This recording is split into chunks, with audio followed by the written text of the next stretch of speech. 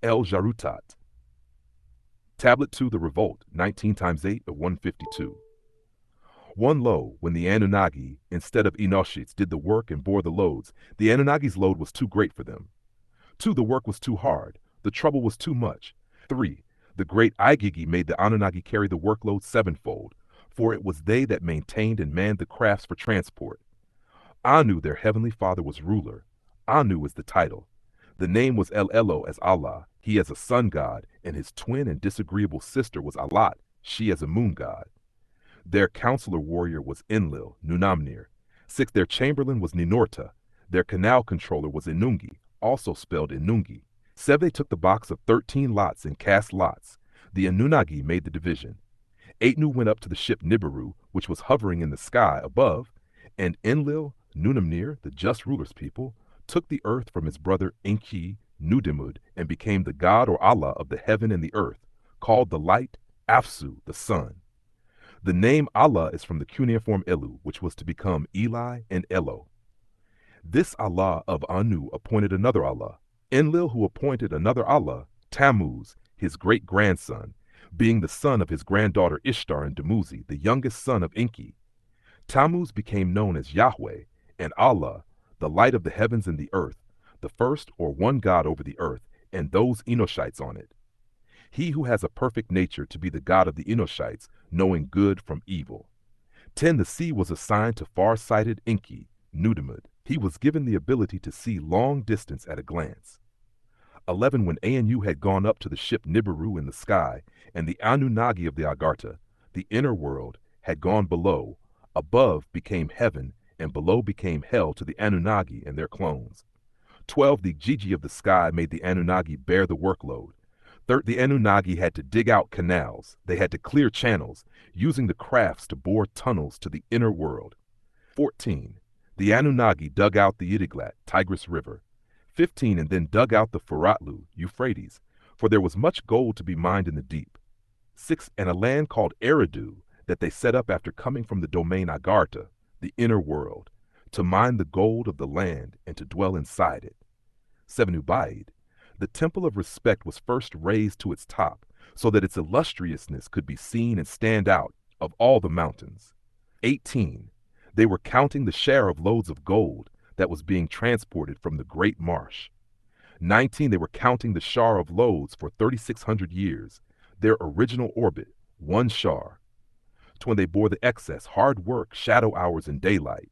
21, they groaned and blamed each other, grumbled over the masses of excavated soil.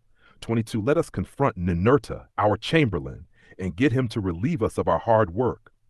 23, come, let us carry Enlil, Nunamnir, the counselor of Anunnagi, the warrior, from his dwelling. 20, and Kalkal made his voice heard and spoke to the Anunnagi and Anakites, his brothers. 25, come, let us carry Nunamnir, the counselor of Anunnag, the warrior, from his dwelling. 20, now, cry battle. Let us mix fight with battle. 20, the Anunnagi listened to his speech and set fire to their tools. 28, put aside their spades for fire and their loads for shamash. They flared up. 29, when they reached the gate of the warrior Nunamnir's dwelling. 30, it was shadow hour, the middle watch. The house was surrounded. The Anunnagi had not realized it was shadow hour. 31, middle watch. Ekur, the temple in which the house of Nunamnir, known on Chi as Enlil, was surrounded, and he had not realized it. 32, yet Kalkal was attentive and had it closed. He held the lock and watched the gate. 30, Kalkal roused Nusku. They listened to the noise of the Anunnagi. 34, then Nusku roused his master and summoned him to get out of bed. 35, my sultan, master, your house is surrounded. A rebel is running around your door. Nunamnir had weapons brought to his dwelling. Nunamnir made his voice heard and spoke to the chief Nusku, who bore the title Gabriel, saying, 38, Nusku, bar your door, take up your weapons, and stand in front of me. 39, Nusku barred his door, took up his weapons, and stood in front of Nunamnir. 40, Nusku made his voice heard and spoke to the warrior Nunamnir. 41, O Nunamnir, my ruler, your face is frowning like you have tasted of the date root of tamarisk. Why do you fear your own sons? Send for Anu to be brought down to you, and have Nudimud fetched into your presence. 40, Lil sent for Anu to be brought down to him. Enki was fetched into his presence. 44 Anu, ruler of the sky, was present. Anki, sentenced in Agartha, the inner world, attended. 45 the great Anunnagi were present. 46 Nunamnir got up, and the case was. 40 Namnir made his voice heard and spoke to the great Anunnagi. Is it against me that they have risen? 48 Shall I do battle with them all? What did I see with my own eyes? 49 A rebel was running around my door. 50 Anu made his voice heard and spoke to the warrior Nunamnir. Let Nusku go out and hear the words of the Anunnagi who have surrounded your door. 51 A command was sent to the just Nunamnir, who made his voice heard and spoke to the chief Nusku. Nusku, open your door, take up your weapons, and stand before me in the assembly of all the Anunnagi. 50 Bow, then stand and tell them, your father Anu, El Elo, your counselor Nunamnir, your chamberlain Ninurta, and he who is your water canal controller Enungi, have sent me to say. 54 Who is in charge of the rebellion? Who is in charge of the fighting? Who declared war? Who ran to the door of Nunamnir? 55 opened his door, took up his weapons, went before Nunamnir in the assembly of all the Anunnagi. 56 He bowed, then stood in Taflul and told the message. 57 Nudimmud said, every single one of us Anunnagi declared war. 58 We have put a stop to the digging. The load is excessive. It is killing us. Our work is too hard. The trouble is too much. So every single one of us Anunnagi have agreed to complain to Nunamnir. Nusku took his weapons, went and returned to Nunamnir. 60 Nunamnir listened to that speech. His tears flowed. 61 Dumut spoke guardedly. He addressed the warrior Enlil, O Naya, noble one. 62 Take a decree with you to the sky. Show your strength while the Anunnagi are sitting before you. 63 Call up one Anunnagi and let them cast him for destruction. 64 Elo as Anu made his voice heard and spoke to the Anunnagi his brothers. What are we complaining of? This is for the youth. I will take my leave and return to Nibiru.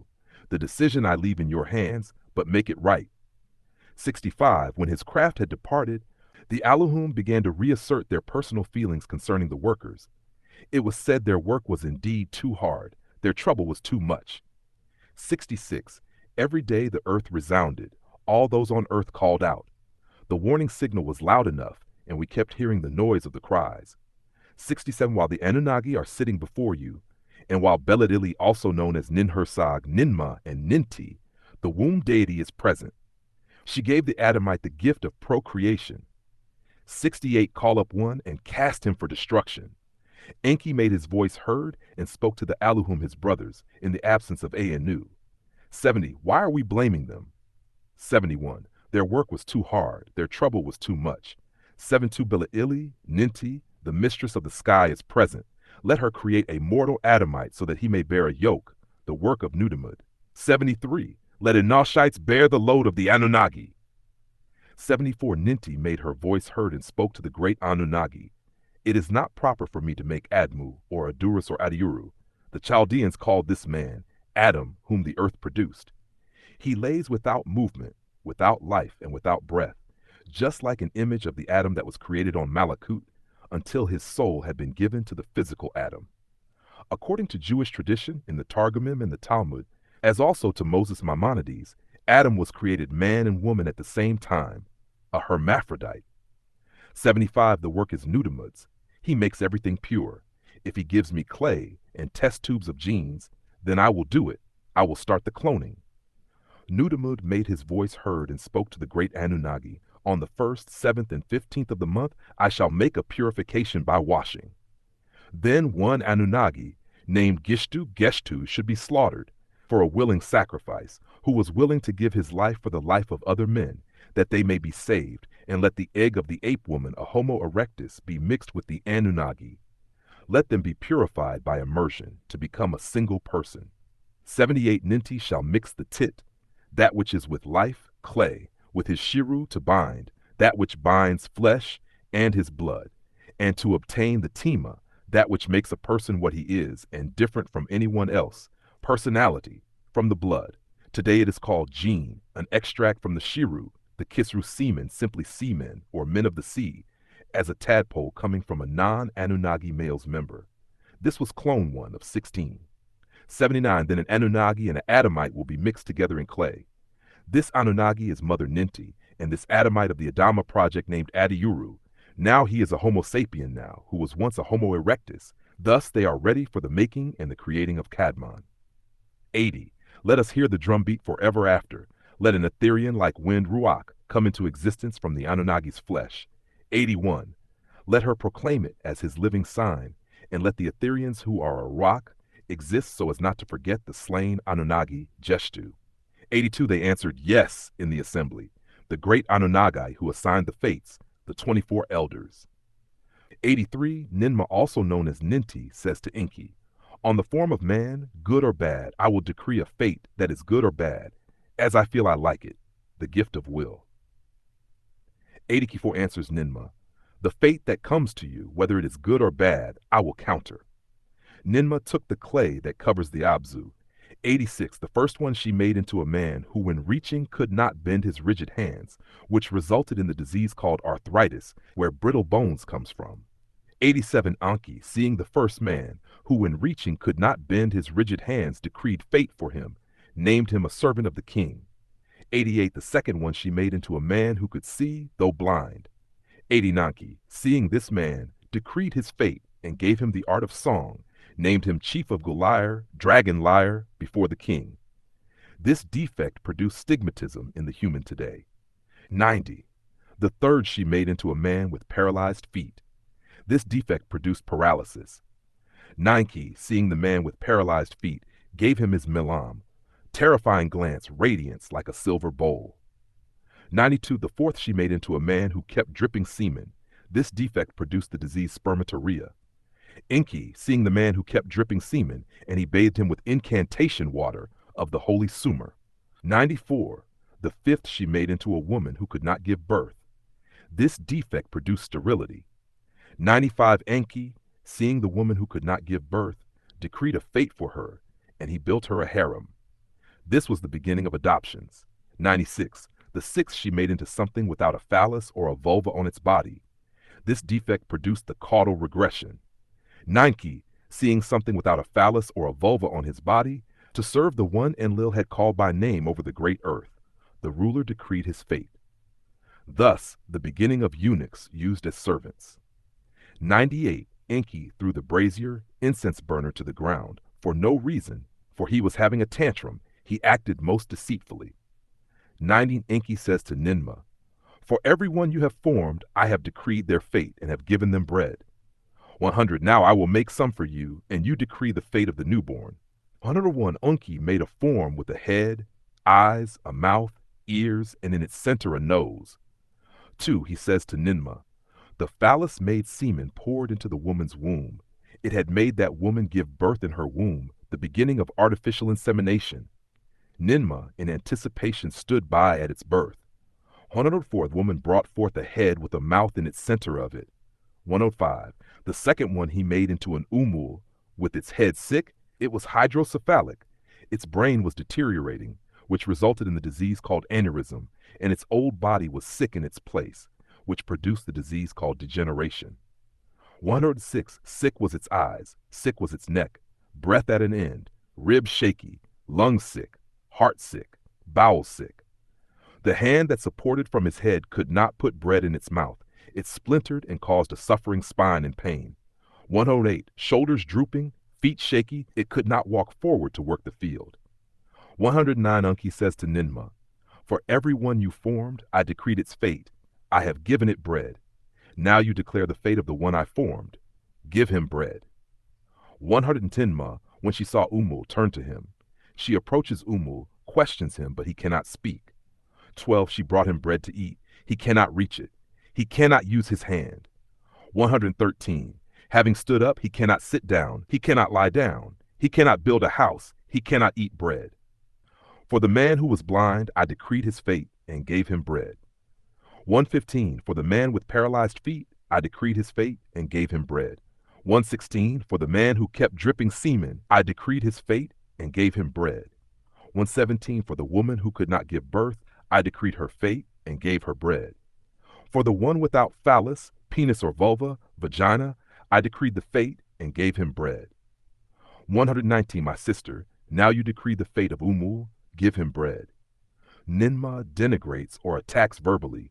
Enki as one who has paid no heed to what happens in the land, 121, and accuses him of not coming to her aid, 122, and of even betraying her when, at the command of Enlil, her city was attacked, her temple destroyed, her son carried off into captivity, so that she fled Enlil's Iker, mountaintop, and became a refugee.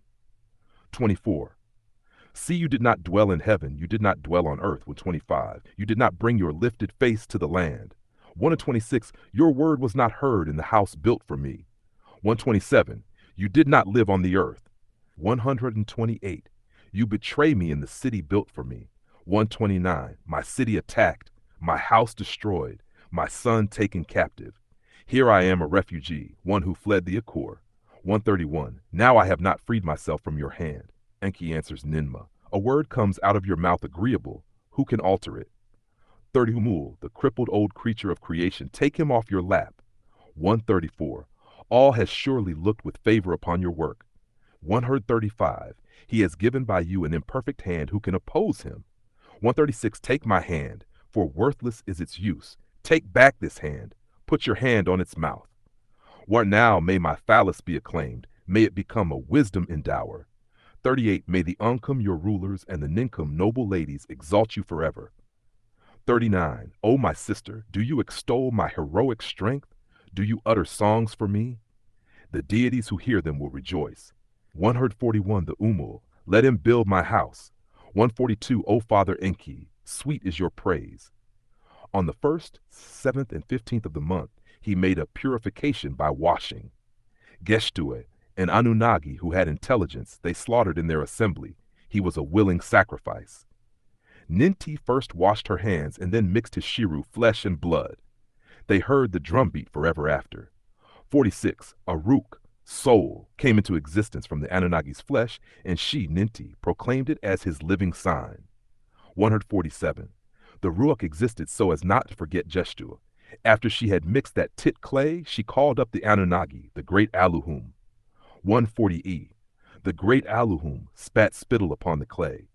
149. Mami, who was also called Ninti and Ninhursag, made her voice heard and spoke to the great Anunnagi. I have carried out perfectly the work that you ordered of me. 150. You have slaughtered an Anunnagi together with his intelligence. I have relieved you of your hard work. I have imposed your load on Humum. 151. You have bestowed noise on Humums. I have undone the fetter and granted freedom. 152. They listened to this speech of hers, and were freed from anxiety, and kissed her feet. We used to call you Mami, but now your name shall be Mistress of all Anunnagi, the giver of Nephesh, spirit. Tablet 2 complete. If these words from the Holy Tablets, Chapter 2, are awakening your spirit, restoring right knowledge, or guiding you toward deeper understanding, take a moment to like, comment, share, and subscribe to All Eyes on Egypt TV, so these teachings can continue to reach those who are seeking truth. Your subscription supports the preservation, study, and reading of the Holy Tablets and related sacred works. This video is powered by AEOE Bookstore, the largest collection of books by Dr. Malachi Z. York. To read, study, or listen for yourself, obtain your copy of the Holy Tablets at www.aoebookstore.net.